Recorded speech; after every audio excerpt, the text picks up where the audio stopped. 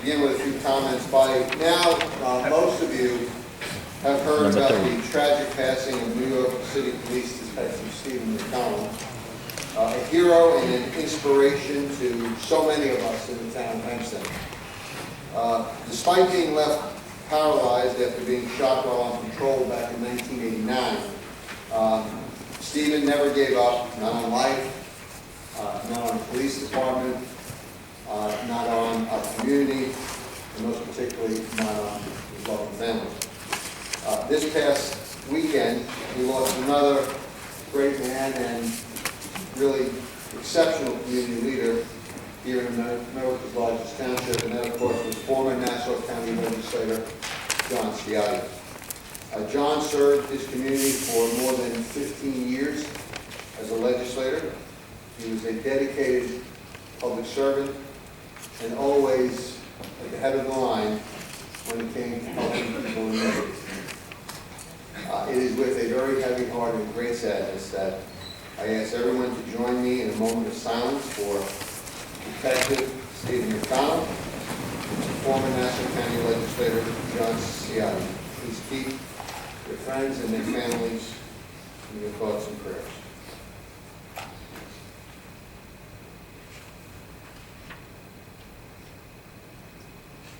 Thank you all very much. Now please remain standing as I ask Councilman Bruce Blaker to lead us in the Pledge of Allegiance. Put your hand over your heart and join me, please. I pledge allegiance to the flag of the United States of America and to the republic for which it stands, one nation, under God, indivisible, with liberty and justice for all. You may be seated.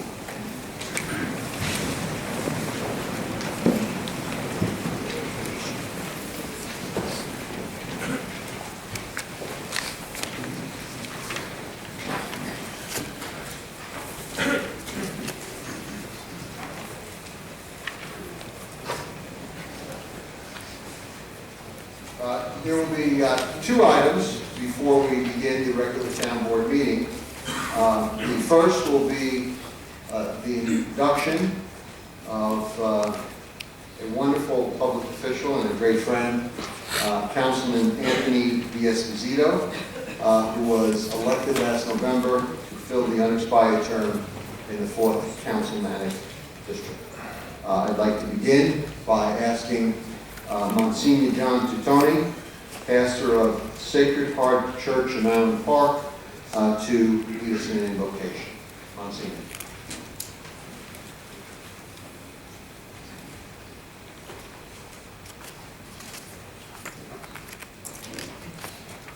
The concept of invocation, calling upon God to be present, is very much part of our identity as American people, very much part of our practice in our government, to begin in Washington, locally, in state capitals, with an invocation of God. Why? It's a reminder. To invoke God is a reminder. You know, on the back of the dollar bill, there's that symbol with the eye on top of the pyramid. And it symbolizes an understanding that our founding fathers had. God is above all, and God sees all, and God watches all. And what we do in the sight of God. So we want to make sure that all our endeavors, all our efforts, all our actions are done not for me, but they're done in the sight of God to be pleasing to God. He becomes the moral compass. He becomes the arbiter of that which is good. Without that, and it's each one of us decides, and there's chaos. So very much written into our understanding of what we do and why we do it is calling upon God, reminding ourselves that what we do in the sight of God. I ask then that for all the officials of our community, not just for Anthony, who I've known for 24 years, not just for Anthony, but for all officials of our country. May we always remember, may that I on the back of the dollar bill remind us God watches, and what we do, and what we say to other people, and how we treat other people, and our efforts on their behalf are not done for me. They're done in the eyes of God, and may He always guide us to do them well. Amen.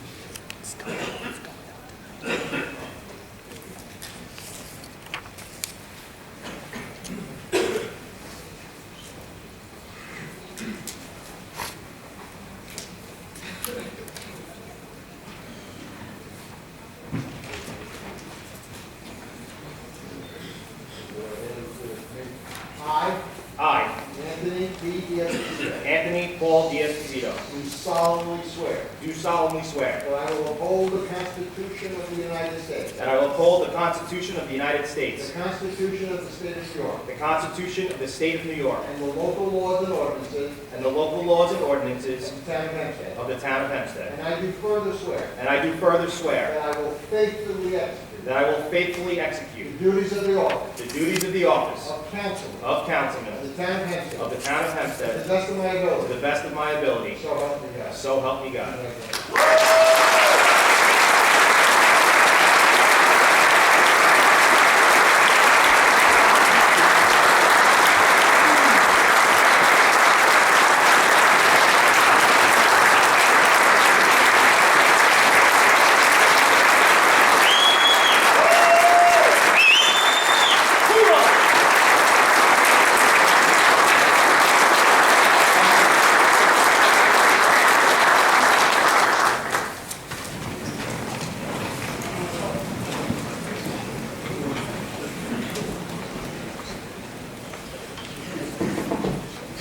Can you hear me?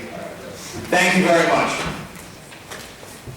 I would like to take a moment and ask everyone to remember and pray for NYPD Detective Stephen McDonald, who after being shot over 30 years ago has joined the ranks of many brave brothers and sisters who defend the gates of heaven. Recently, this nation has been plagued with anti-cop rhetoric that has cost the lives of many. Detective McDonald, a Malvern and town of Hempstead resident, was left paralyzed for over 3 decades, has been a source of inspiration for thousands. Stephen McDonald held his faith in God when most would lose it. He cherished and fought for his life when most would have given up. He forgave what most would consider just unforgivable. He was everything we, as humans, should strive to be in this life. May God bless him, may God bless Malvern Mayor Patty McDonald, and may God bless their son, Sergeant Connor McDonald. Some people are lucky enough to have had the opportunity to work at one job during their lifetime, which they truly enjoyed. I consider myself doubly blessed, having received the chance to work at 2 careers in public service that captured my passion to help others. First, I embraced a rewarding career as a NYPD detective, and now I'm honored and thrilled to serve the residents of the town, 4th Councilmanic District, as a member of the town board. Thank you to the people whom I represent for the confidence you have placed in me on November 8, 2016, electing me with over 62% of the vote. For those that didn't support me, you also have my word that I will work as hard as I possibly can to do right by you, our township, and our loved ones. I would like to take a moment to thank my fiance, my parents, my brother, my sister-in-law, cousins, loved ones, family, and fellow first responders who have made my dream of career in public service possible. A special thank you to my hardworking staff and my colleagues on the town board. A special thank you to Senior Councilwoman Dorothy Gooseby for her leadership and guidance. Thank you to my close personal friend and mentor, Supervisor Anthony Santino, who has become a second brother to me. Again, thank you to all of the residents of the town's 4th Councilmanic District. And a special thank you to all those here tonight from the Island Park Fire Department, the NYPD, the MTAPD, and the Nassau County Police Department. And I especially want to recognize NCPD Deputy Commissioner Patrick Ryder. One of my heroes in government is our nation's 26th president, former NYPD Police Commissioner and Long Island resident Teddy Roosevelt.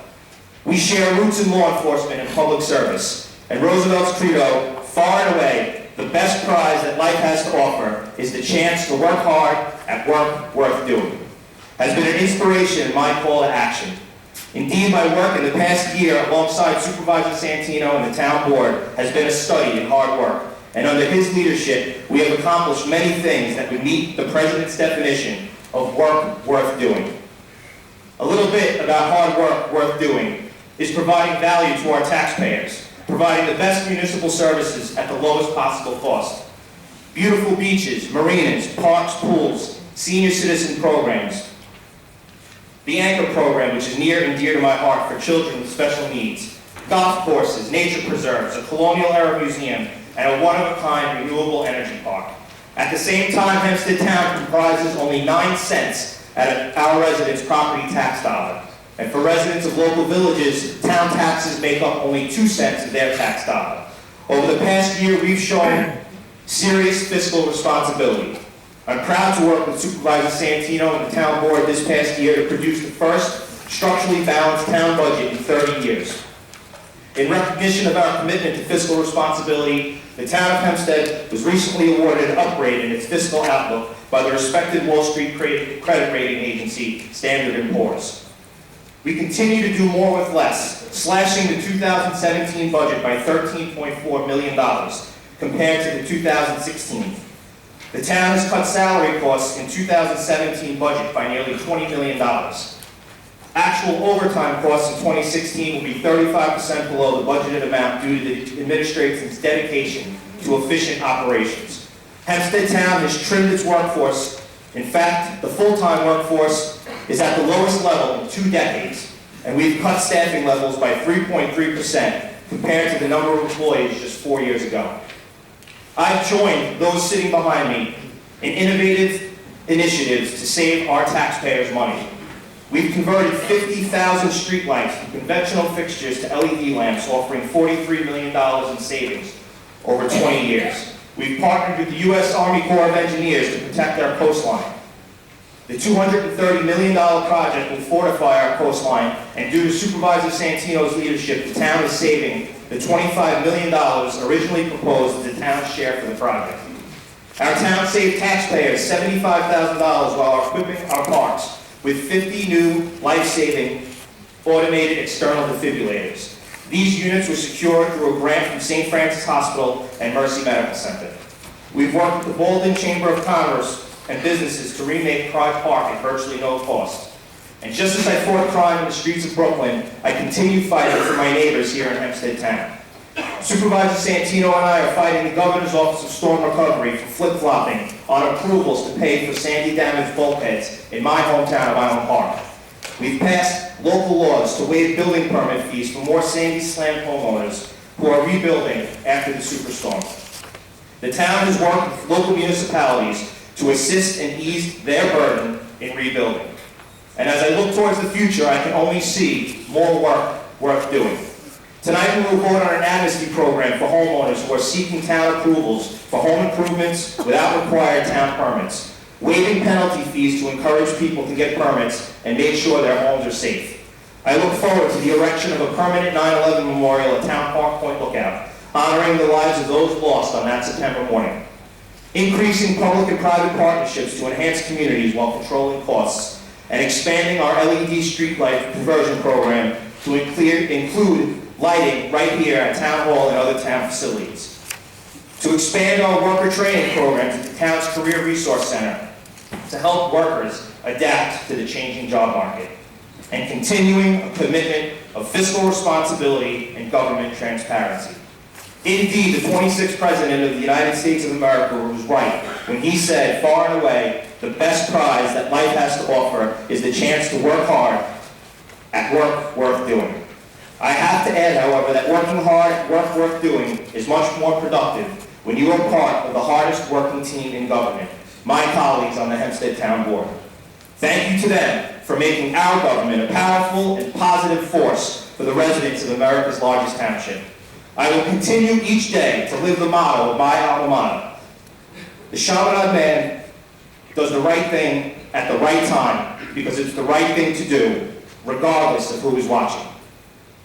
Each year, when the McDonald family present the New York Ranger Extra Effort Award, Detective Stephen McDonald said that together, we will push each other, we will drive each other, and that is true of this town board. Together, we will push each other, we will drive each other to lead with integrity, honesty, and compassion, making this not only America's largest township, but America's greatest township. God bless you all, and God bless America.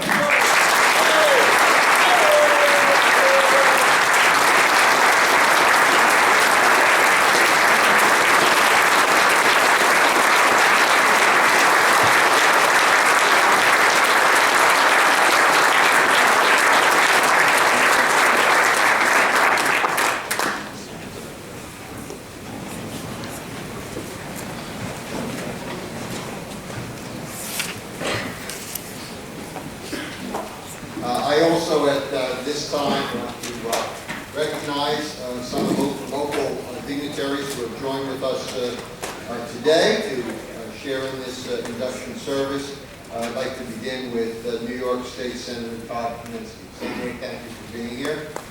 We also have Mayor Michael McGinty from the Village of Island Park. Barbara Reed, Island Park Trustee. The Mayor of East Rockaway, Bruno Romano. East Rockaway Deputy Mayor, Teresa Gaffney. We have Ed Fair, Mayor of Valley Stream. Joe Anarella, Deputy Mayor, Island Park. Thomas Cohen, Trustee of the Village of Hewlett Harbor. Dominic Lombardi, Trustee for Fall Park. It was mentioned previously, but I'll say it again, Deputy Commissioner, Nassau County Police Department, Patty Wright. From the Island Park Fire Department, we have First Assistant Chief James Lioto. Second Assistant Chief Mike Whalen. And Chief James Sauer.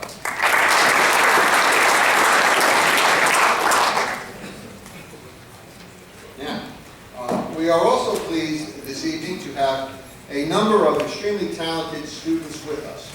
The work of these students has earned them the very prestigious recognition in the Siemens Westinghouse Science and Technology Competition. These students have challenged themselves, earned the admiration of dedicated teachers, and shared the gifts of academic excellence with friends, colleagues, and their family members. Our honorees tonight should all be very proud of themselves.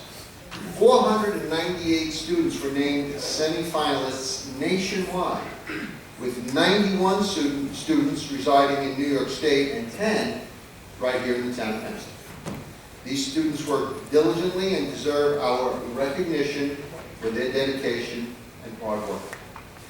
The first group of outstanding students whom we are honored to recognize tonight includes Justin Ain and Nicholas Zumba from Hewlett High School. Please come on.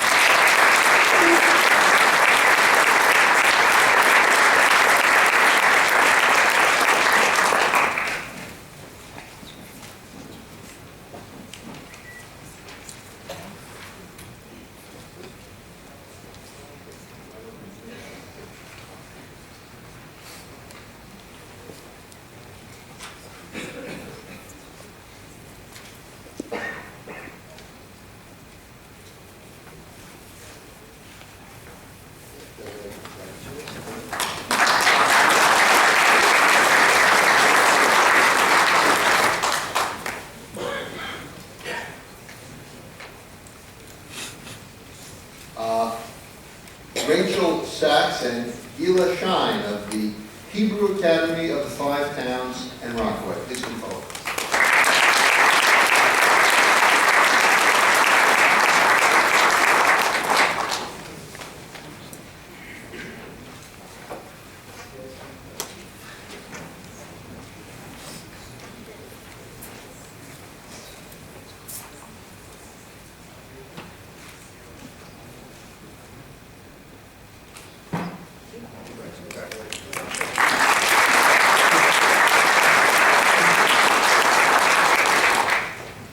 And now we have from Oceanside High School, Nathan Gershengorn and Sarah Romanelli.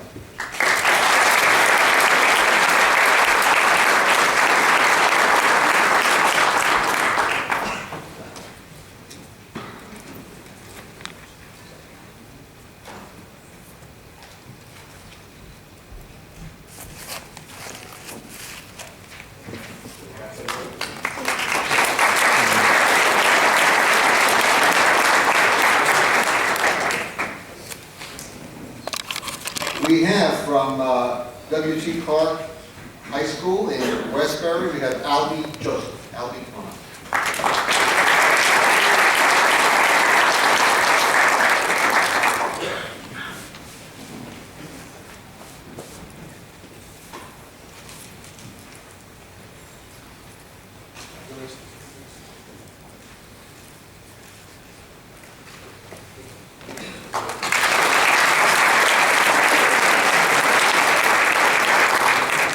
And now from John F. Kennedy High School in Belmore, we have Perry Zilberman.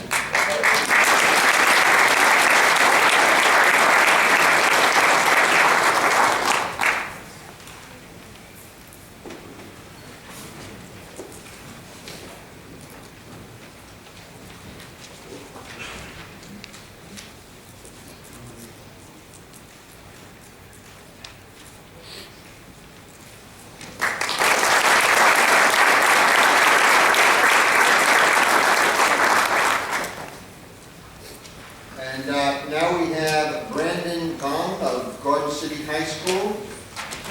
And we have also Steve Hamowitz of Davis Renner-Stoller Yeshiva High School for boys.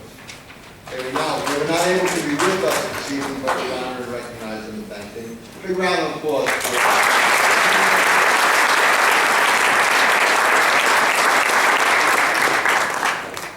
I would also like to be very remiss if I did not recognize the parents and the teachers of these wonderful students. Their support and encouragement, I know, went a long way for each of these wonderful young people to achieve the success that we are acknowledging tonight. I really want to thank everyone who made this day possible, for these fine young people, for being with us here this evening, and future of our community are these fine young men and women, and we wish them best of luck and keep up the good work.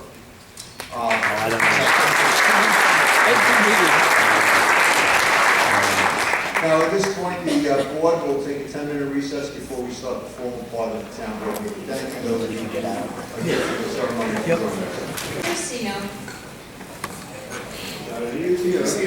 Here. Councilman Blakeman. Here. Councilman Diaz-Pasito. Here. Councilman Gooseby. Here. Councilman Hughes. Here. Councilman Kingsweeney. Here. Receiver of taxes Donald X. Clayton. Here. Okay. We have the first item on the town. Petition of Commissioner of Buildings to demolish and remove 2 and 1/2 story wood frame, 1-family dwelling with detached garage and cottage and remove all litter and debris from property involvement. Okay.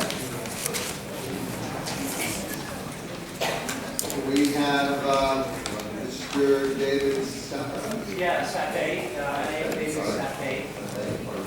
I am here for the Holden Associates. Please have a seat, sir. Your name and give us your name, your address for the record, please. Can you just take a step forward? Thank you. Holden Associates, 80 Business Park Drive, Armonk, New York.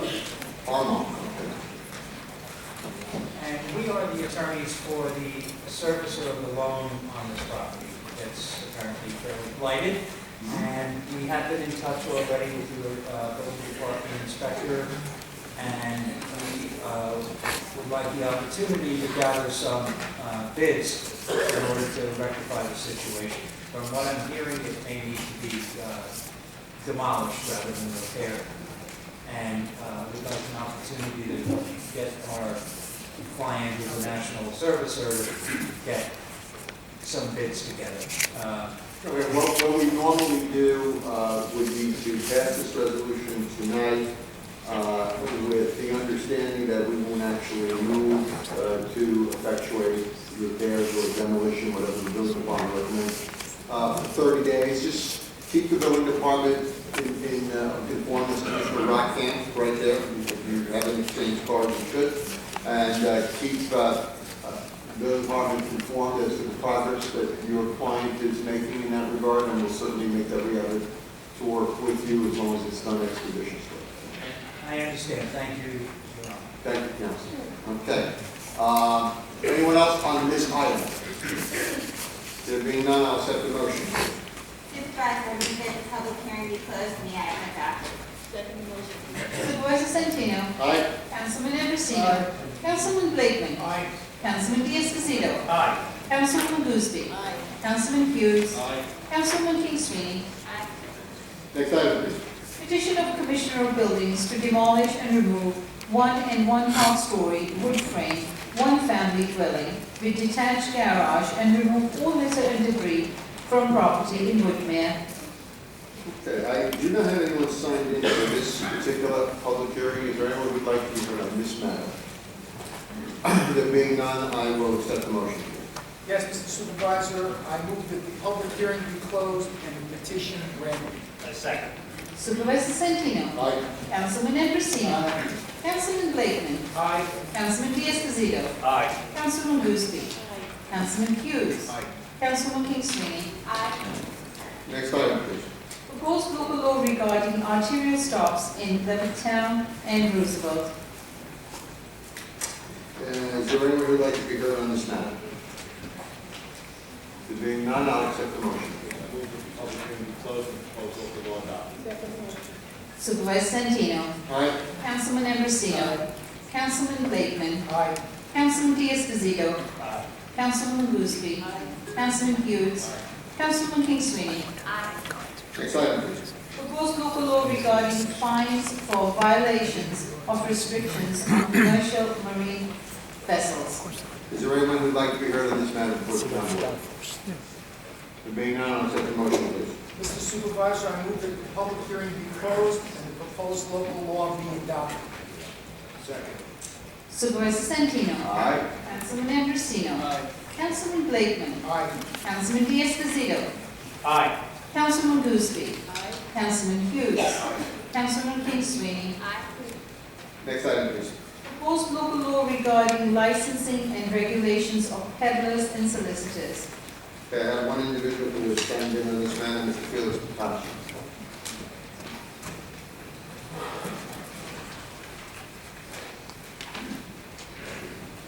Felix Procacci, 1165 Bond Street, Franklin Square, New York.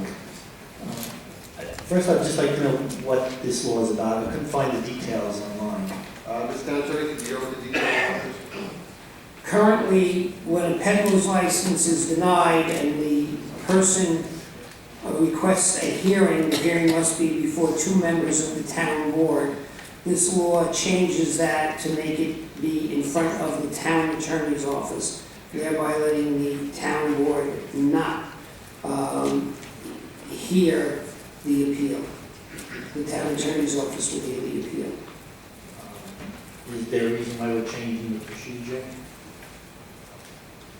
Just for expedience purposes and to alleviate a burden on the town board members. Did you notify any trade associations and people you know who have licenses about this law? We do our public notices in accordance with the laws of the state of New York. But like I said, I know you do that a lot. That's the standard line you give us. But did you meet with them prior to this to discuss this situation that they're doing and explain to them why you're changing the I procedure? think the town attorney's answered your question. We gave it the appropriate public notice as required by the state. some places you do that and Been asked and more. answered. Sometimes you do more. Today, this time you didn't do anything extra to make sure that people are aware of this change. I just think people should be aware, you should have done more to ensure that people who are in this situation, who are licensed peddlers, have the proper notice. I think it's appropriate. And I know you've done it for other people, but, maybe for some reason you're not doing it for them. Thank you. Thank you. Okay, have a motion, please. I move the public hearing be closed and proposed local law adopted. Second motion. Supervisor Santino. Aye. Councilman Ambrosino. Aye.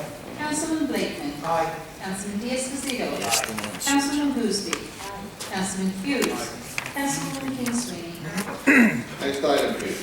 Proposed reverse public parking field maps in Baldwin, Belmore, Hewlett, Inwood, Merritt, Oceanside, Seaford, Wanta, and Woodmere. Is there anyone who would like to be heard on this matter? There being none, on such a motion, please. Supervisor, I move that the public hearing be closed and the act adopted. Second. Supervisor Santino. Aye. Councilman Ambrosino. Aye. Councilman Blakeman. Aye. Councilman Diaz-Padrón. Aye. Councilwoman Gooseby. Councilman Hughes. Aye. Councilwoman King Sweeney. Aye. Next item, please. On the decision calendar, we have application of 486 Wanta Realty LLC for a variance from provisions of GSS ordinance to construct a 1,519 square foot convenience store partially under existing canopy, additional site work for parking, a trash enclosure, and to provide a generator in Bethpage. Have a motion, please. Move the application be approved. Supervisor Santino. Aye. Councilman Ambrosino. Councilman Blakeman. Aye. Councilman Diaz-Padrón. Aye. Councilwoman Gooseby. Councilman Hughes. Aye. Councilwoman King Sweeney. On the administrative calendar. Supervisor, on administrative calendar, I have items from 1 to 42. Okay, we have administrative calendar. Does any town board member wish to sever any item on the administrative calendar? All right, there being none, then I will accept a motion on the administrative calendar. Supervisor, I move the entire administrative calendar. Second. Okay, we have two individuals who have indicated they want to speak on a matter on the administrative calendar. We'll begin with Diane Mann.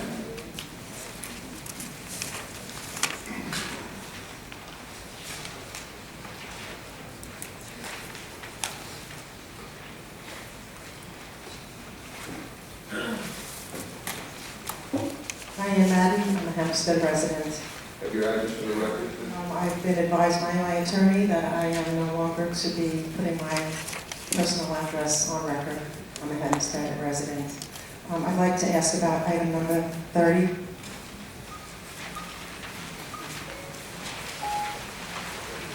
Would someone please explain to me? I'm a little bit familiar with it, but I had a particular situation in mind for this. Mr. Salmon, in the room? Our personnel director, William Salmon. Just briefly give us what the employee assistance program is.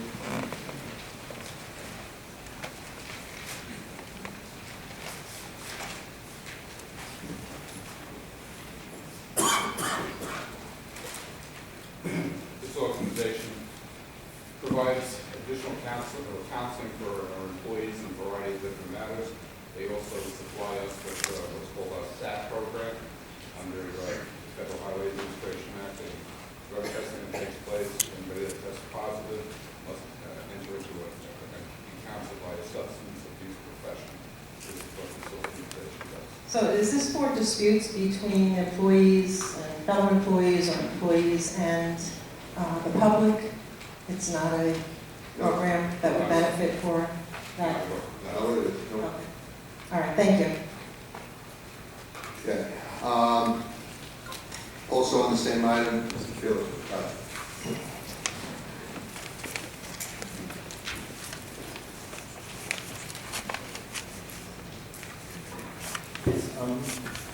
On that item, I have the printout from what was online.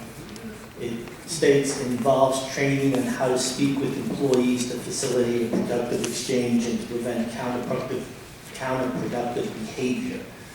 So is this LESCA course agreement, to help management deal with employees and employees deal with their coworkers? And I get that from just that one line item. Well, I think Mr. Salmon gave us the scope of the program, and we utilize it, but you want to go again, Mr. Salmon? Maybe Mr. Picasso didn't use it. They offer a variety of services to their clients, such as what Mr. Picasso described. Most of the anger management situations that we deal with are dealt with by an in-house employee assistance counselor. Okay, so you don't use them for that purpose, but even though this was the agreement that was on the website, so that I assume that you were using it for all the purposes stated here, because it says between LESCA and Hempstead. So, Not normally with that service. well, it says service agreement between LESCA. We've answered your question. Okay, well, it just, the reason why I bring it up and the reason why I asked for it is because I know that my interaction with employees at the town, when I request stuff, that it seems like they're under pressure not to answer me and things like that and not follow the law to the letter. And I feel that if LESCA is involved in helping management, they should ensure that employees should not feel threatened if they just follow the law, even if it may embarrass a manager, that situation. Because I've had numerous, and I'm not going to go into them, but I've had numerous interactions like that where I thought that the person wanted to help me, but didn't because their supervisor or somebody was telling them not to. I'm very persistent, so I get what I want a lot of the time, but I think that if it's not included, it should be included because people really need to, the employees need to know that they follow the law first and their management, directives second. That's all I really wanted to talk about. Thank you. Okay, no one else has indicated a desire to speak on the matter on the administrative calendar. There being no others, we have a motion and a second. Madam Clerk, please call the roll. Supervisor Santino. Aye. Councilman Ambrosino. Aye, on all items except 23, on which I recuse myself. Councilman Blakeman. Aye. Councilman Diaz-Bazino. Aye. Councilwoman Boothby. Councilman Hughes. Councilwoman King Sweeney. Okay, then motion, please.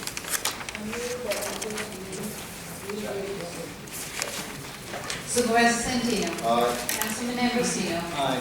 Councilman Blakeman. Aye. Councilman Diaz-Bazino. Aye. Councilwoman Boothby. Councilman Hughes.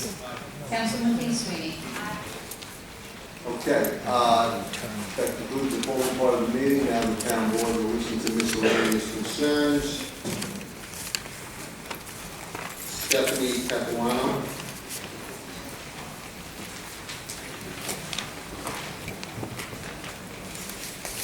Name and address for the record, please. Capuano. How are you? Okay, 34 Stranded Wishbone Land. Yes, 34 Wishbone. I've been there for over 16 years, since 911. I've been doing rescue about 20. And I'd rather save a life than kill it. I'm in favor of animals. I love animals. I kind of like them more than people sometimes. But to be honest with you, if you're in a hospital and you needed treatment, I would do everything possible to save you.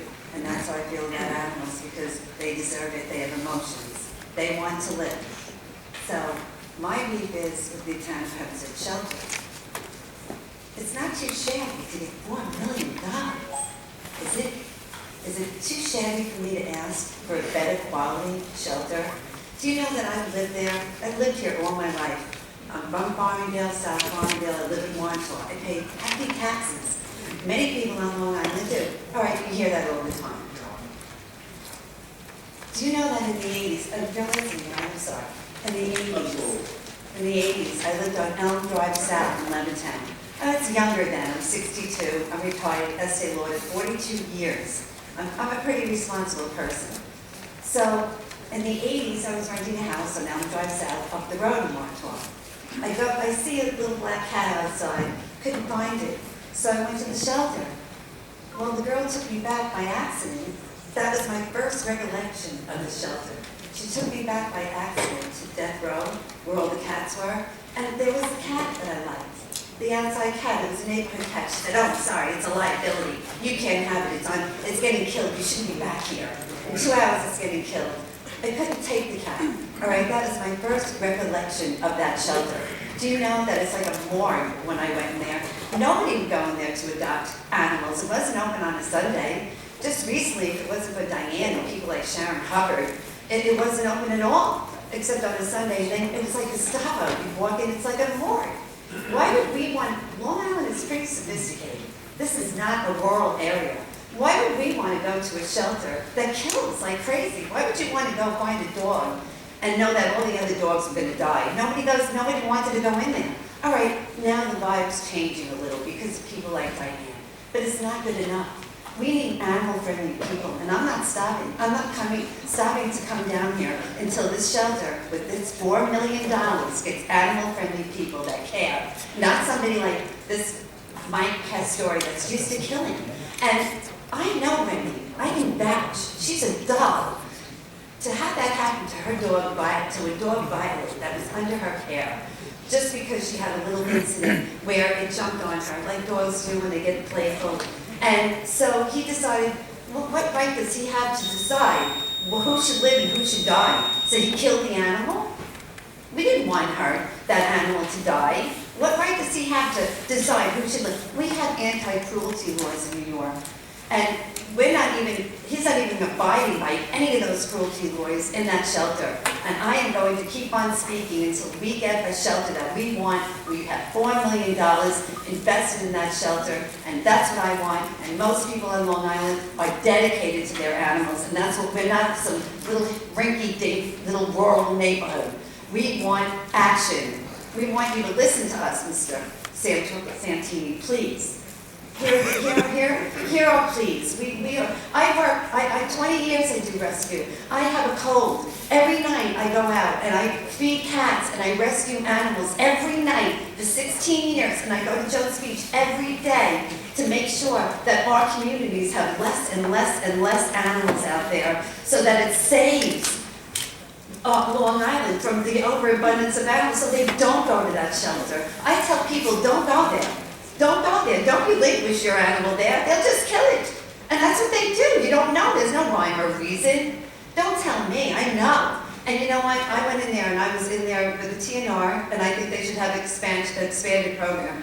I've asked them, it's a liability. Can I please volunteer to help clean up these communities? That's what I like to do. Let me do it. I'll feed them. I love to do this. I like helping that. That's what I like to do. That's my thing. Is that bad? Is that a crime on the line? And no, you can't go. No, it's a liability. You will not be able to go to Freeport or Long Beach. And they get calls every day, and they refuse people like me to help because I'm a liability. Well, you know what? Let's revamp this shelter. It's time. We want people want to help on Long Island. I went in there the other day, and about 3 months ago. There was a little puppy. Now, I have cats. I can't take any more animals. But there was a little puppy, and I said, you know what, my girlfriend would like a puppy. It was about 3 years old. So I looked in the book, and I remembered the number, and I went back, and I said, well, can you tell me about this dog? So the girl looked it up, and she couldn't find the dog anywhere. She couldn't find it in the system. She couldn't find it in the records. What is going on there? So she had this horrified look on her face, which meant probably the dog was dead. But you know what? We could do better. $4 million a year. You better be damn sure we need animal-friendly people in that place. Not somebody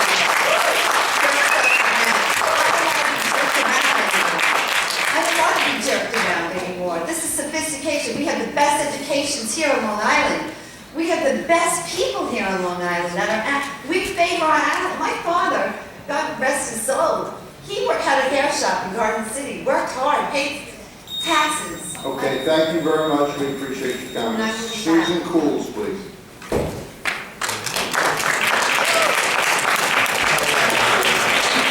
This is worth doing. You got it totally wrong.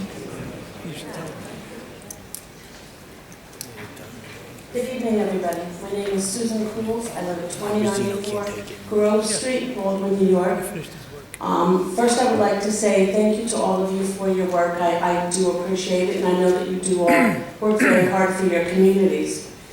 Having said that, though, unfortunately, the fact is, and I'm sure you all know this, there are places that you will not be able to fix. There are issues that you will not be able to resolve as hard as you might try.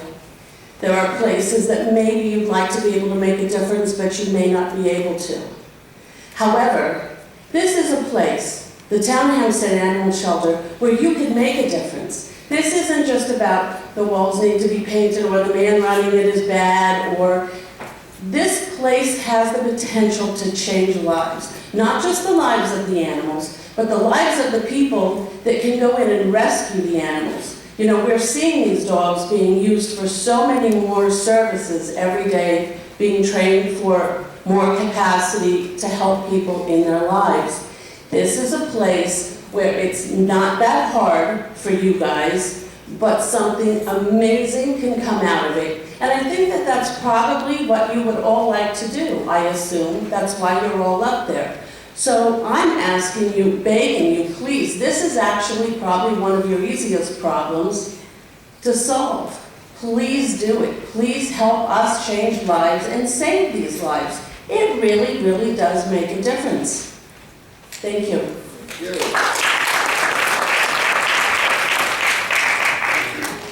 Carrie Michelle.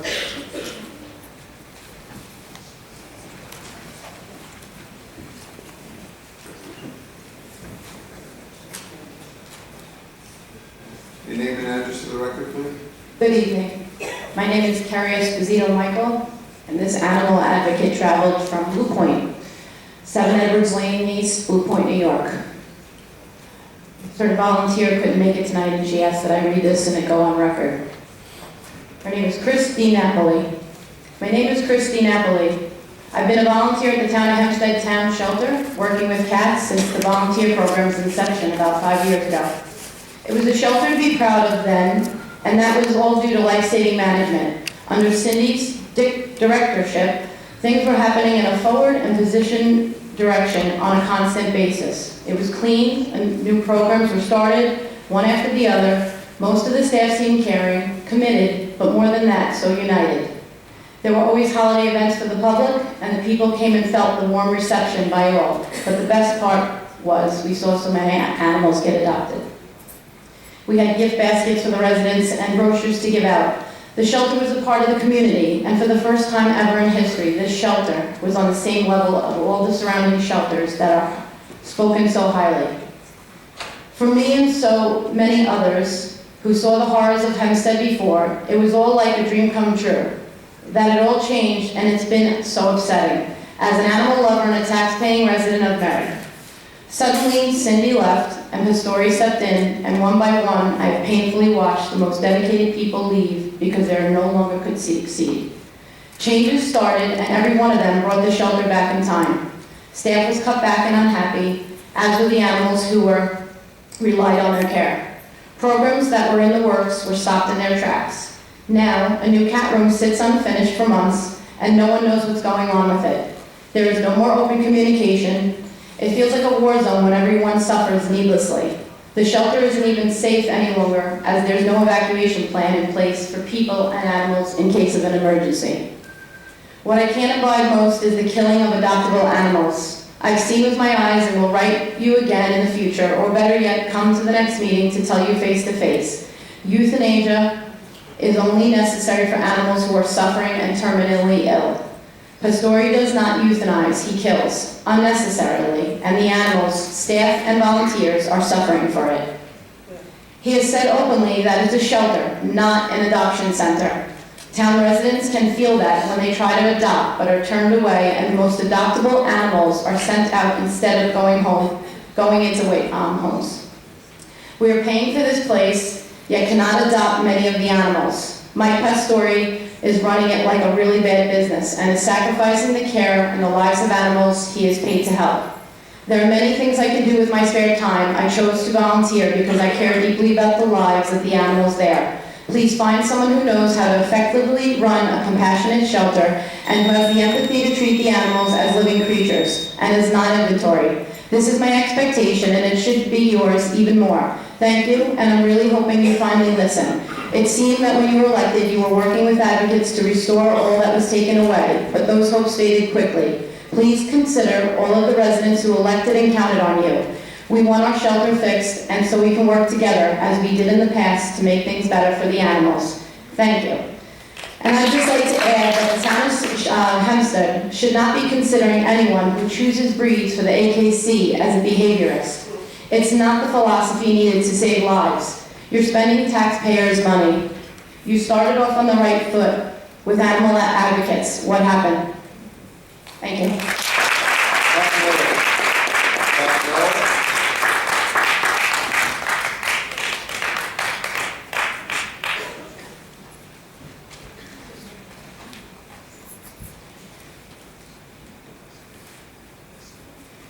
Hi. Name and address for the record, please. Pat Miller, 2232 4th Street, East Meadow. Good evening. I am here to obtain the promised information regarding my inquiry about Mr. Alaka and the investigation that I've been questioning. As you may recall, I was told that you would look into it and get back to me. I have not yet received any updates.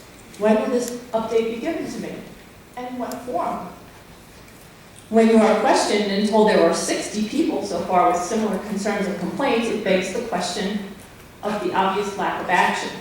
When you see that the shelter is still sliding precariously down, you question the intent and the focus of the investigation. The complaints that I filed in 2015, submitted here twice, and additionally to Mr. Kevin Denning, have not yet been addressed. The dogs in our shelter are evaluated on a frighteningly random scale. I was trained for the first 3 levels of dog walking, only one of which still survives. That begs the question as to what criteria, if any, the shelter is using. The behavior of some of the volunteers are still unaddressed. There have been recruitments without the knowledge of the volunteer coordinator on premises, and the public was led to believe it was sanctioned by the management. Was it? Or was it not? No action was taken. The policy of the dogs interacting with the public, and this actually came through all things, Craigslist, brought to my attention at my job. Not only were tow house dogs on there, but they were joined by children in the photo, a big no-no, interacting the way they were. I do not know if the dog or the children received inquiries from the ad, yet no action was taken. The foster program continues to be a disaster. Removing staff who are experienced and specific to their jobs is a management skill that one would likely see, and perhaps in examples of disaster by design, like a Ponzi scheme. Sounds good to those who do not look beyond the surface, yet no action is taken. This shelter with this enormous budget truly needs to be cleansed and restored. Restore the staff, restore the volunteer program, and restore ethical relationships with ethical rescues. Thank you.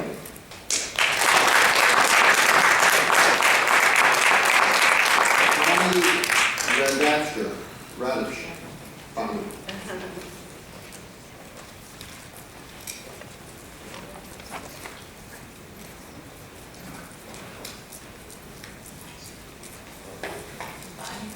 Sharp, 714 Birchwood Drive, Westbury, New York. Good evening. I just want to read this into the record. I work for a law firm who represents many townships on Long Island.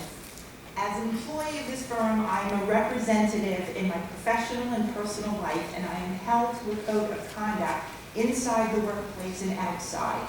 If I were to cause harm to a person in one of these townships, either physically or by defaming someone without proof, I would be held accountable by my firm, and there would be consequences for such actions, including termination, because I put my firm's reputation at risk. The employees and volunteers of the town of Hempstead Animal Shelter should be held to the same standards.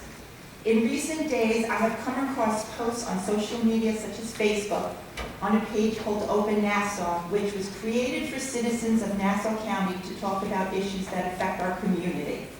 The town of Hempstead shelter is one topic that comes up often with discussions about conditions of the shelter and management.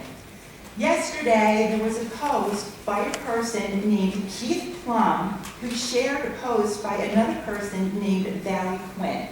While I believe these names are fictitious and were created to hide the identities of the people who were writing the post was 1 page long and was dedicated to defaming Diane Madden. A specific comment in the post was said, and I quote, "Heavy drinking is evident in the late night posts where she slams anyone in her way." Regina Leishman Pace, an employee of the shelter, who is the foster coordinator, indicated that she liked the post by clicking on it. Her job was taken away from Dolores Sturmo. The topic of the shelter is met with differences of opinion, and people can discuss and should be able to discuss it in a civilized manner. This post was a character assassination which escalated into a threat. Bad karma is coming Diane's way. Now, a person can interpret that 2 different ways. However, this person has managed to shield him or herself from being identified, and with the help of the board, who willingly made the choice not to enforce the code of conduct at the shelter and applying consequences evenly. This person, Keith Plum, is able to operate freely and escalate matters to a whole different level. Since the board is willing to ignore disturbing behavior, I made the decision to hand this information over to the Nassau County District Attorney's Office for investigation. Thank you.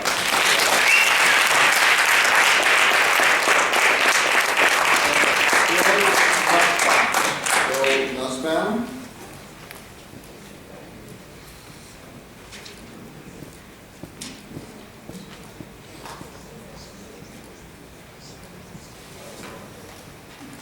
Maybe not just the record, sir. My name is Bill Nussbaum, P.O. Box 296, Lincoln Station, New York. I'm a volunteer at the shelter, and I can't believe I'm hearing this about the shelter. I volunteer for the cats, I can't speak for the dogs, but I've seen nothing of what I've heard. I started over a year ago, worked with the cats, not restricted. Cats are being mended, taken care of, IVs, bracelets, brackets, amputations. I don't know what they're talking about. I just want to give a positive note, because when I'm shopping sometimes, and it happened twice in the last 6 weeks, people come up to me and want to know why would I want to volunteer there. I see nothing wrong. They get along with the staff, the volunteers, the director, the vet. I mean, it seems like they're talking about a different place. That's all I want to say.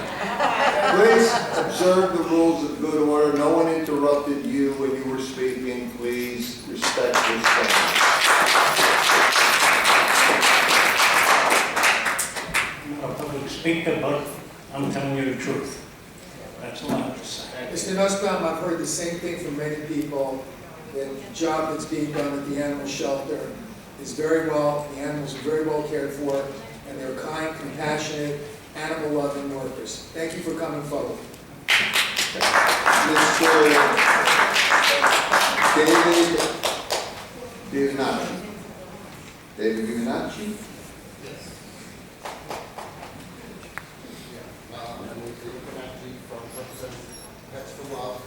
At 1504 Old Country Road in Westbury, New York. First off, I'd like to show you just 2 things. A list, since I've been here before, and I don't know if you think I'm making up stories, but I have a list of the last year I worked with the shelter. We took over 104 dogs out of there in a 12-month period, finding them, and every one of them got homes. Okay, I also have 1 picture of the dog that I took out of there. We have many on the treatment that the dogs received. I had come back because I heard good things. I have tried to get my application passed, pulled from the shelter. It is still sitting in limbo. There was a problem with, I had a problem with one of the things that they wanted me to agree to. They want to give up all responsibility but keep 100% charge. I finally gave up fighting that and signing it. Then they said I had to supply another vet reference. And then they said I had to supply more foster references. So I finally gave up. But, I mean, you know, very disrespectful for him to get up the way he just did at the end and say what he said. I mean, nobody's stupid here. There are good things and there are bad things with this shelter. I don't know what's coming forward to the board. I actually went there and tried to volunteer for 4 weeks. I couldn't deal with it. I'm not going to get into here what I saw, but I couldn't deal with it. I've been doing rescue for over 30 years. I offered, free of charge, my experiences, the mistakes I've made, the things I've done well. And I've just been completely ignored, run around, so I don't know what the end result is from the town. And I don't know that it's the board, but information, important information, doesn't seem to be getting to you to make the right decisions. Because things are happening, and I have a portfolio from 2007 to date on the way some of the animals have been treated. And some of them were treated good. Some of them are not treated good, which should not happen the amount of times it has happened in a place like the town shelter. It just doesn't seem to be being run properly. So I don't know what information is being told to you as compared to what is actually being done most of the time. But like I said, the programs that are there are put into place, and they are all good ideas. But for the most part, from what I saw, there's a lot of them that are not being run correctly. I mean, just for one instance, I went and I walked dogs, okay? I was yelled at and told I'm not allowed to train them while I'm walking. That's the walker's job. If he starts getting out of hand and fighting, you train him. You sit him down, you relax him. I was yelled at twice. If you're a walker, green, you're not allowed to train him. Just drag him in until you're done with the walk. But again, all right, my time is up. I just wanted to show you that I'm not 104 dogs. Supply that to the town clerk, okay? Thank you, sir.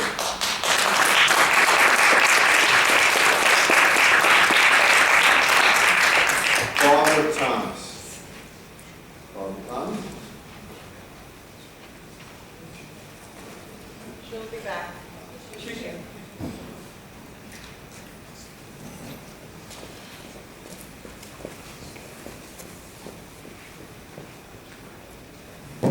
Good evening, Happy New Year.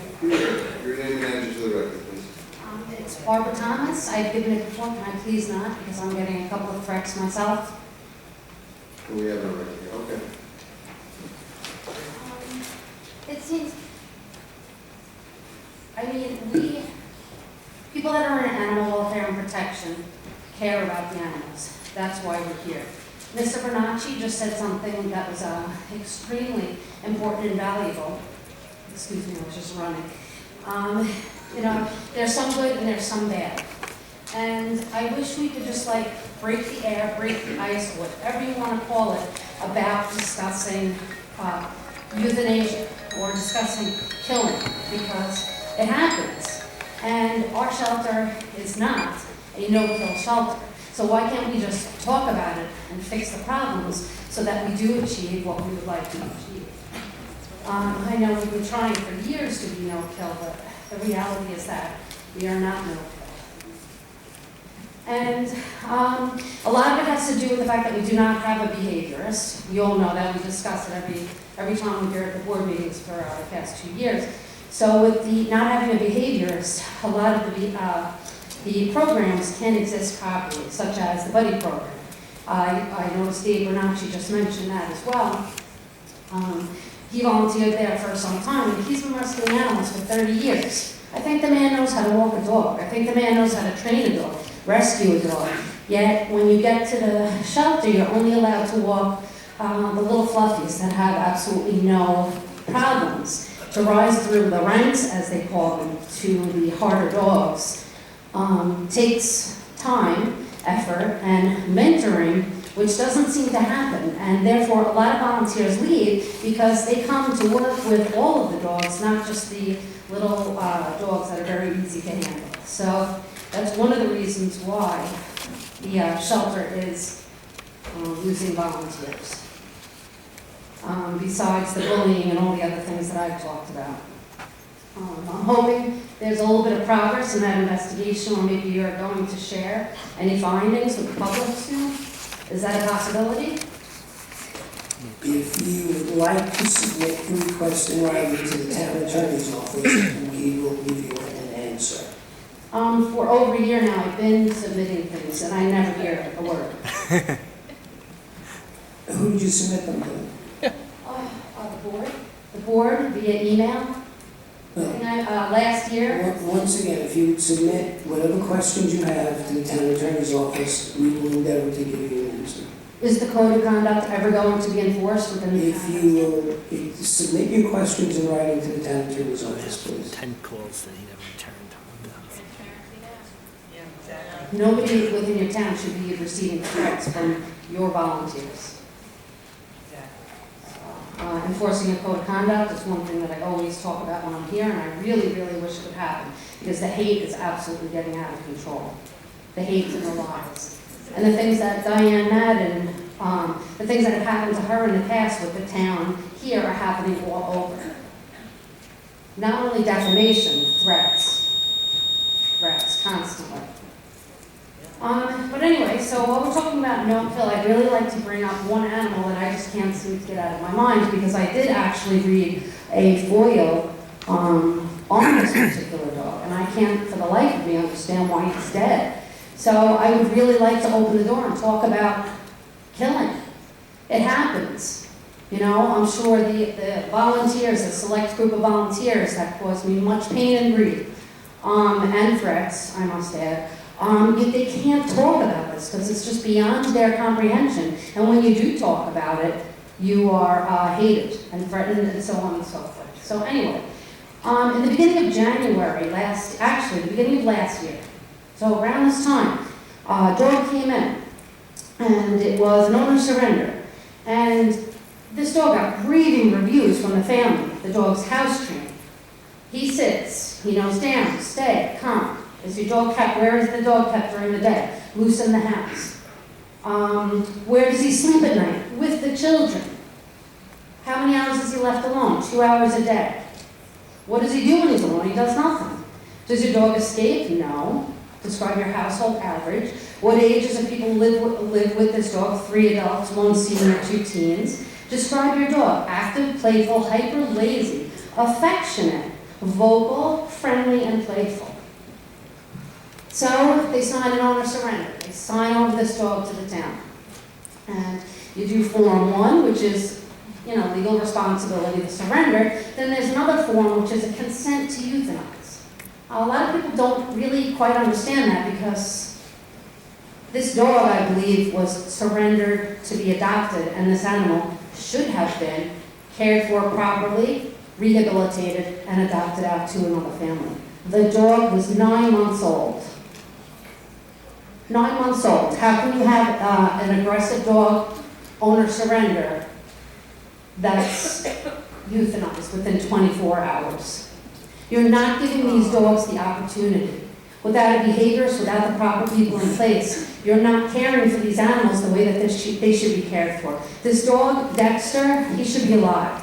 And there's quite a few other ones that should be alive too. So you are not no-kill. I've heard you say to the public that you are no-kill. It's not true. And I'm really begging you, here at the beginning of 2017, to take all of us seriously. I see it's a little better now. People aren't slamming things down and rolling their eyes at us. But I mean, animals are living creatures, and I really wish that you would take this seriously. It's about time, 2017, for the other Dexters.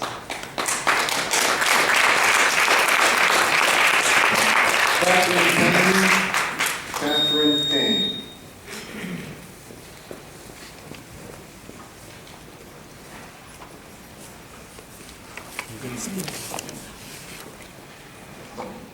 Just visiting. Good evening. Can you just... I'm at 3849 Maple Street, Seaford. Right. So, let me first start by telling you who I'm not. I'm not a town employee, and I'm not a volunteer at the town of Hempstead Animal Shelter. Who I am actually is an outsider. I'm a citizen with civic responsibility. I'm a taxpayer in the town of Hempstead. I'm a supporter of animal advocacy, and I'm an adherent to a no-kill philosophy for animals. When I became aware that there were issues at the town of Hempstead, I decided I needed to be a little more educated, and I decided that I needed to be a little bit more involved. I started actually with emails to your office, Mr. Santino. It had to do with a dog by the name of Sophie. I don't actually know what happened to Sophie, but I know that she was suffering because there was no behaviorist on staff. And that was disturbing to me. I actually went from that, from the emails, to having multiple conversations with Mr. Denning. Is Mr. Denning here? Well, I wanted to say thank you because he actually was very responsive and he spoke to me a number of different times about some of the different issues. He actually encouraged me to visit the shelter, which I did. So I took a tour of the animal shelter. As an outsider, I saw some positive things. We'll talk about that in a moment. I listened to town board meetings online. I listened to individual stories. In reading the newspaper, I learned about the lawsuit that's pending. I educated myself as best I could as an outsider, as a citizen, just as an everyday citizen. Here's what I learned. Some of the positives at the town of Hempstead Animal Shelter, when I walked in, I was very impressed with how hardworking the people were. I don't know who was staff and who was volunteer, but I was impressed with that. There was a cat room being built. I just heard, I was not aware, but I just heard that that cat room perhaps is stalled. It hasn't been finished yet, but I was glad to see that that was being done. But truthfully, when I got home from the shelter that day, the first thing I did was I called my sister. And I asked her to please make sure, if anything were to ever happen to me, that my 3 dogs would not wind up at the town of Hempstead Animal Shelter. Not because it's a cruel place, but because it's an institutional place. And I know that my 3 dogs would shut down in 24 hours, and they would never get adopted from there because nobody would ever really see who they are. She promised that she would make sure they would be okay. I'm concerned, and I learned that there's no behaviorist still on staff. I find that kind of incomprehensible. I know that that has been on the agenda for a long time now to get a behaviorist. I don't really understand why that's taking so long. I heard that there is an uncertified person working as a dog trainer. That he's actually listed as a kennel worker, but he's working as a dog trainer. I learned about an issue with the volunteer program. Also, incomprehensible to me that there could be an issue. I've worked for organizations large and small. When you have people in the front lines like that, they are the battalions, they are essential to the welfare of those animals. I heard that the director is not a no-kill advocate. That is also incomprehensible to me. That animals that are not just the sick and terminal are dying at that shelter. I don't get that. And of course, I learned about the lawsuit against the town. I'd actually like to start there. In listening to some of the board meetings, I'm surprised you didn't see that coming because what I've heard was battle cry for this town shelter. The gentleman who spoke first this evening, and I'm sorry I don't know his name, he talked about how fiscally responsible the town is being. As a taxpayer, I'm not sure I really feel that way right now. That there is a pending lawsuit that is going to cost the town money to defend what is maybe morally and ethically indefensible is disturbing to me. The money that's going to go into that lawsuit is money that could have gone to the shelter, frankly, into programs that the shelter badly needs.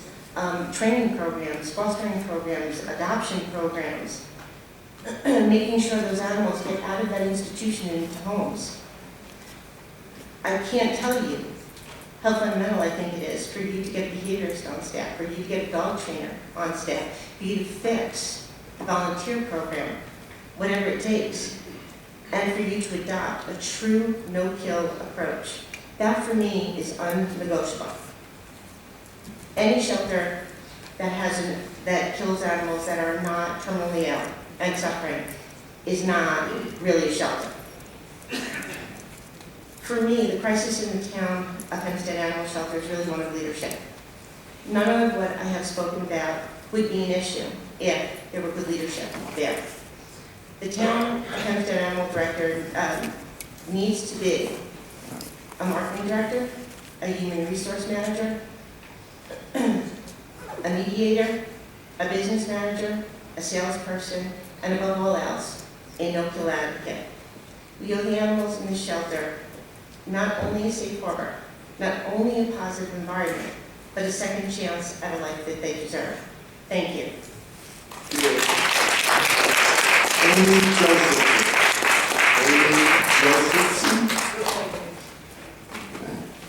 Richard Watkins. Watkins, I'm sorry. Richard Watkins.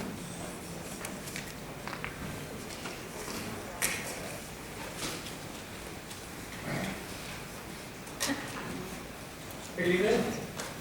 Happy New Year. Or you're not looking or paying attention?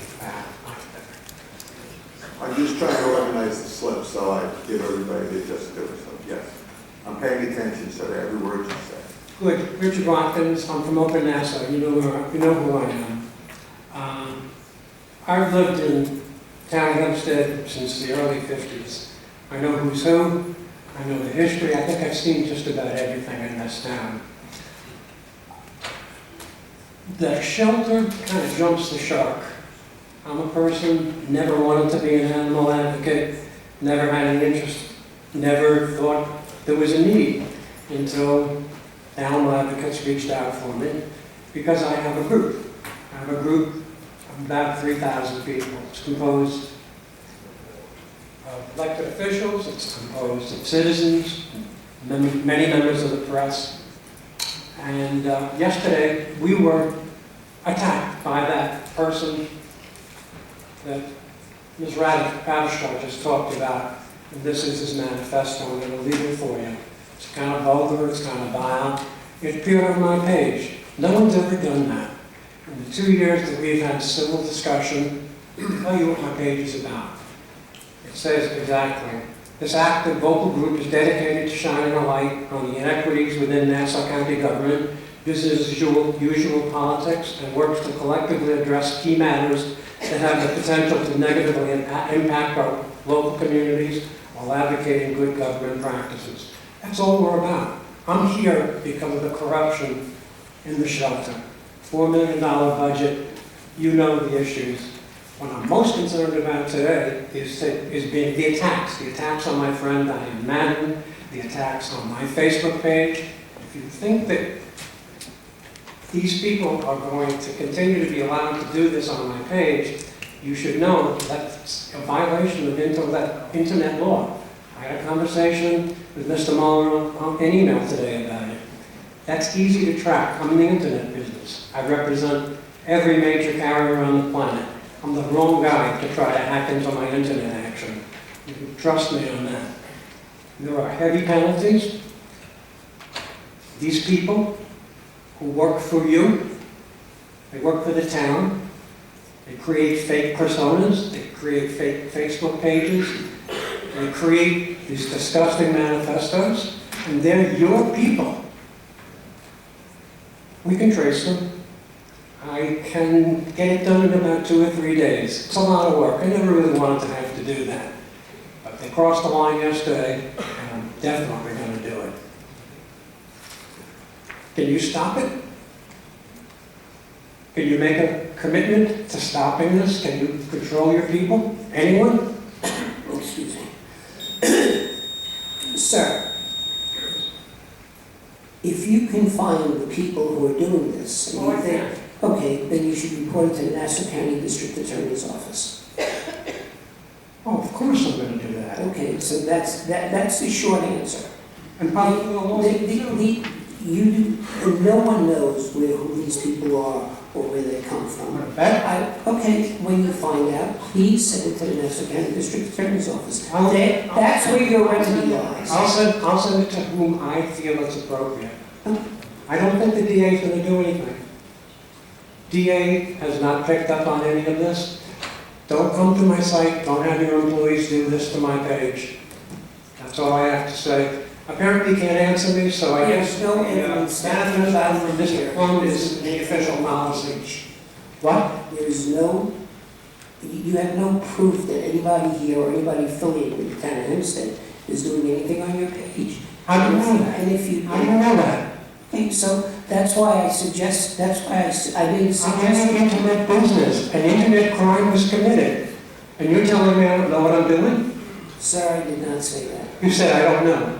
How about if I told you right now I know exactly who did it, and I know where he did it, and I know when he did it? Stop doing it. And leave these people alone. Get your employees under control. I've had it. Thank you. You still defeat.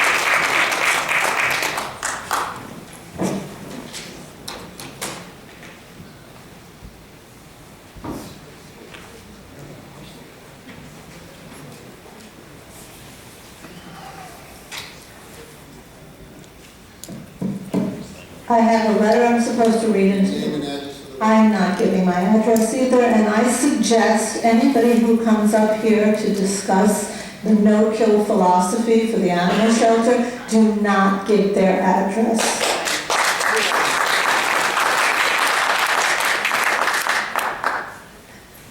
The first thing I'd like to talk about is the wonderful, sweet volunteer who came up here and praised, and Mr. Blakeman agreed with him. It's such a great shelter. That's a perfect example of the type of volunteer that the town of Hempstead wants. And it's no secret that I'm very happy for Bill that he finally found a place after 40 years that makes him feel important. That he can go in and he can ask no questions, and he can open up the cage door and pet a cat and just scruff it around the neck and say, good kitty, and oh, what a sweet cat, and never ask any questions. That's the kind of volunteers you want. Unfortunately, there's not too many of them, and that's why the ones you have to attack, bully, and treat everyone the way they treat people, because they want to keep all the good ones out. But there's a lot of good ones. There's a lot of good in us, and we are not going away because those animals are good and they deserve to live. And maybe Bill should understand, since he loves cats so much, that all the cats, and I have all, maybe you should take a look, Bill, at the FOIL records, all the cats that die under severe medical. They're all dying because they are deprived of medical. I could actually sit here and go through all these records one by one. A person who turned in a cat saying the cat doesn't use the litter box, and how it was taken into the shelter. Nobody did anything for that cat. It had an exam on one day, and 10 days later, they found it half dead in the litter box. No medical was done on that cat, even though it had a bad thyroid, and nobody gave it any thyroid medicine, and it died a very slow death. And then there's litters that come in through your TNR program. You could see the paperwork yourself. You have a very expensive pet point. I'll wait. No, I'll wait. Stop the clock.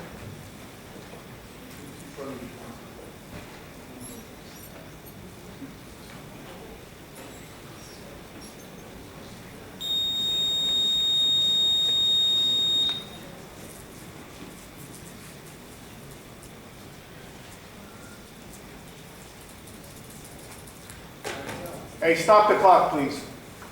I'll run the meeting, thank you very much. Don't run it. Excuse me. Control the outburst, respect the forum, or you'll be asked to leave. Thank you. Who respects your choice?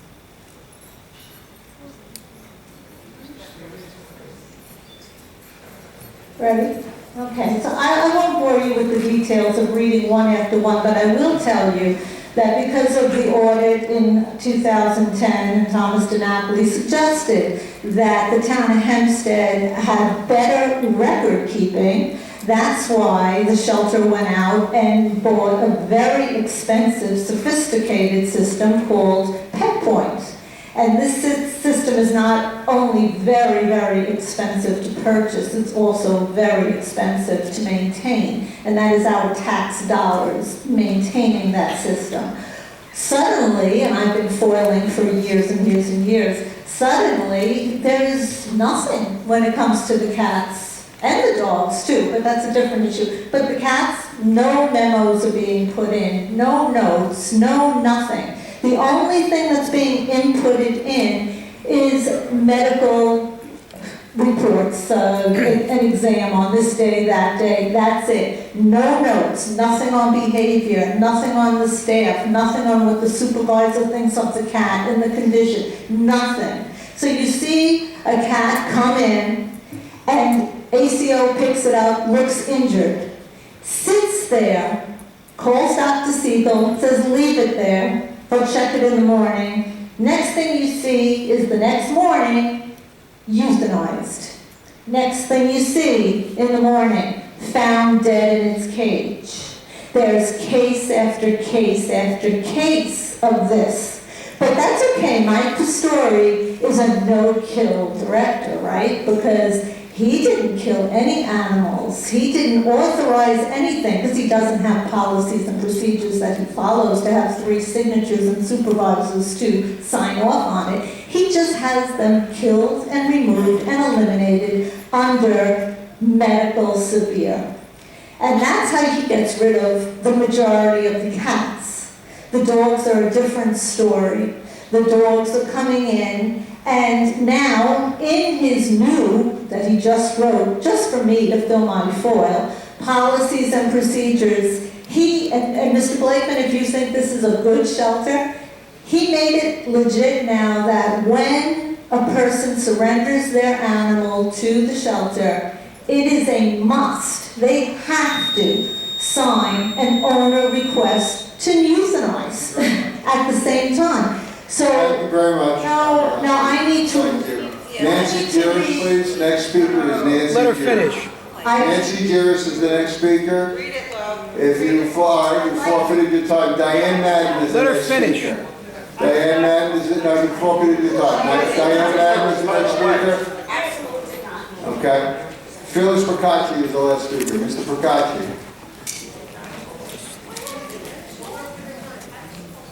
Mr. Procacci, you can speak? Are you going to speak? Mr. Procacci, it's your turn. All right. Are you speaking, Mr. Procacci? Are you speaking? Mr. Procacci, are you speaking? What's my chance to speak? You didn't get up. You didn't come. You did not come up. Mr. Procacci. You are called. Let's be quiet and hear Mr. Procacci. No, I will not get up. I will not get Mr. up. Procacci? I will speak. Mr. Procacci, please. It's hard to talk while other people talking, excuse me. Please go ahead. Yes.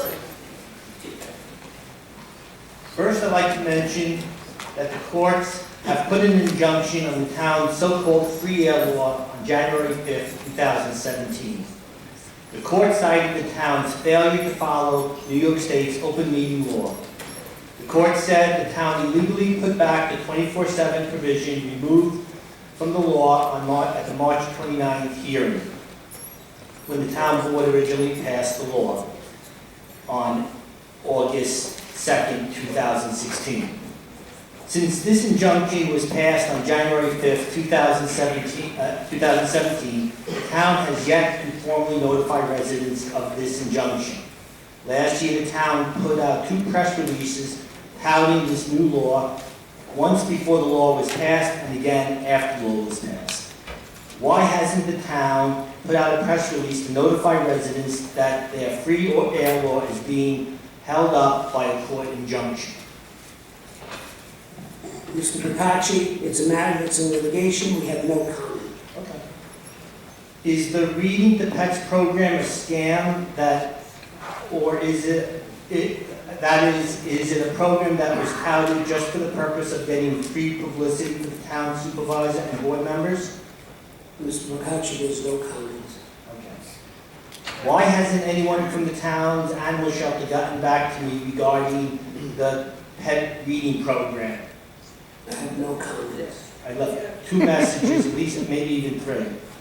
Why hasn't Supervisor Santino gotten back to me? I have a letter, a response from the helpline here, the Reading for Pets program, December 29th. Now it's January 10th, so you're talking about 12 days. Why haven't I gotten a response regarding? I'm not familiar with that. If you want to give it to me, I'll take a look at it.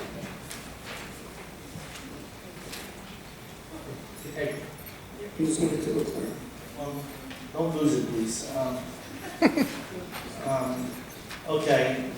Does the town still have a Reading for Pets program? Mr. Bocacci, if you can please submit your request in writing. How many times? How many times? 10, 20, let me know the limit so I put it all at one time. How many times before do I have to be rejected? How many times? Tell me. I'll do it whatever you tell me. 10,000, I'll send 10,000 emails when I get home tonight. Tell me how many. Tell them. I called the office. I called the shelter. I looked on the website. Nobody will answer me. Submit your request in writing. You got a press release about it. Santino, D'Esposito, Councilman Gooseby. This is worth doing. But you won't talk about it. Okay, does the town have written procedures for handling security camera video? Submit your request in writing. I did! How many times do I have to submit it? Mr. Bocacci, please keep your voice Okay. down. Don't tell me to submit Please something I already control submitted. yourself. Yes. Does the town have written procedures for handling security camera video? Mr. Bocacci, submit your request in writing, please. Do these procedures include watermarking or any other method to detect that the video has been tampered with?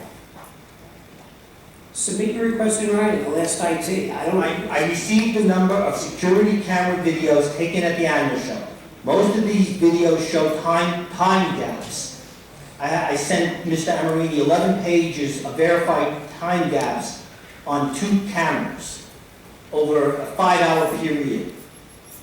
Has the town consulted with the manufacturer or any other experts to determine why these time gaps exist? And I did submit this in writing. Okay, well, I don't have the answer for you tonight. Some of these gaps are 5 minutes long. And you've been notified about this and you haven't done anything about it? Suppose there's a crime committed, you have no evidence. You have a security I don't know if anything you're saying is correct or incorrect. You said you submitted it to Mr. Amarini. I'll speak to Mr. Amarini. And no one has gotten back to me on it. I spoke with Captain O'Brien. I spoke with Richard Dougherty. I spoke with Mr. Amarini, of course. Mr. Dougherty tells me that your system, you don't enable the watermarking thing. He says there's another way of verifying that the videos haven't been tampered with, and I asked him, which way is that? Because I've done extensive research in it, and I can't find any other way to do it. If he knows something, I asked him, he wouldn't tell me unless I submitted it in writing. So I submitted it in writing, and they still won't tell me. I don't know what to do. I mean, you're both putting these people off who have legitimate concerns. You're putting me off, I have legitimate concerns. I don't come here and just raise my voice. I come here and raise my voice after you guys. If you want to form documents. I did! Okay, maybe the document doesn't exist. I don't know the answer. I got no response. I can't even get an answer for the Reading for Pets program, which is open to the public. I can't get an answer to a simple question. It should be on the town's website, the animal shelter Facebook page. Why can't I get simple answers to simple questions? These aren't things I made up. These are things you guys made up, and then you can't even tell me where they are. We'll respond to you in writing. Man! Danica Bruja? Danica Bruja, please. Danica Bruja, Ms. Bruja, Danica Bruja, please. Ms. Danica Bruja, please. Okay, please sit down and start speaking, Ms. Bruja. Ms. Bruja, we got Again, please. Ms. Bruce, again. You get paid to listen to everyone's concerns. All of you do, and you work for us. I can hear you. Hello? Can hear you. John, I can hear you. I'd like to read the letter into the record. Dear Mr. Santino, I am writing to inform you about the inhumane treatment of a kitten that was brought to the town of Hempstead Animal Shelter on January 4th, 2017. The case number is 4721. Levittown resident Carolyn Such posted in Levittown Mom's Facebook forums that she had found a friendly, injured kitten and was seeking assistance for it. Ultimately, Ms. Such brought the kitten to Towhouse. The subsequent updates that were posted on Facebook stated that x-rays were taken and the kitten had a frontal lobe, skull fracture, and another fracture of the leg. At that moment, the kitten should have been transferred to an animal hospital for ICU care.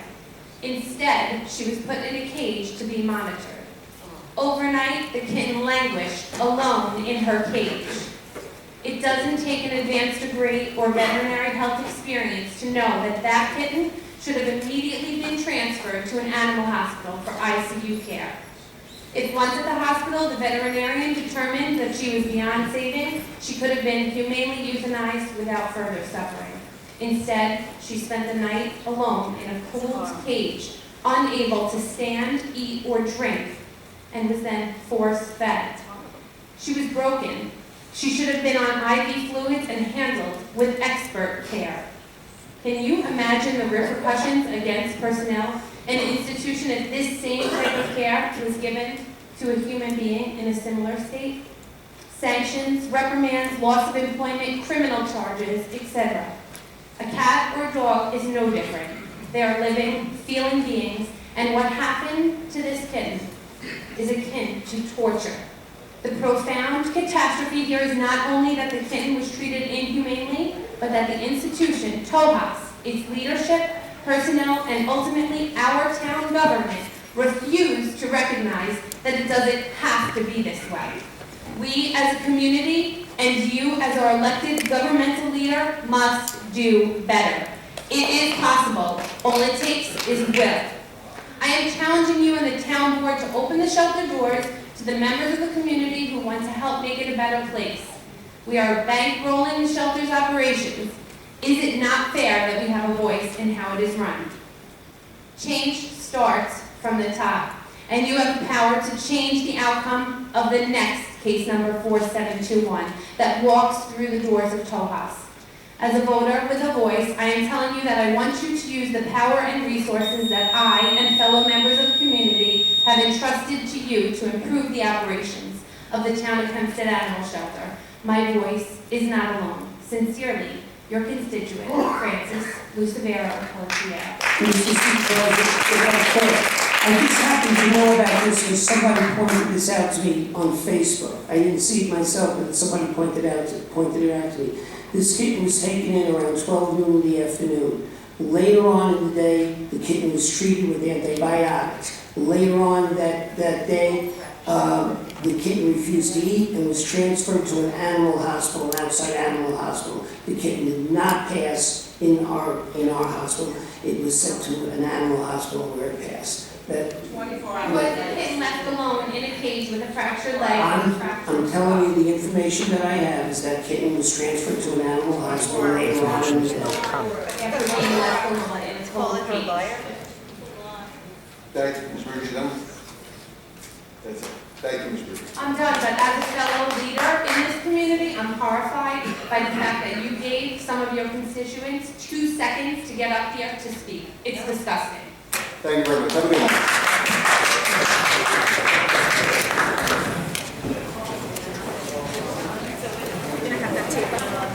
I'll do it as soon as I get home.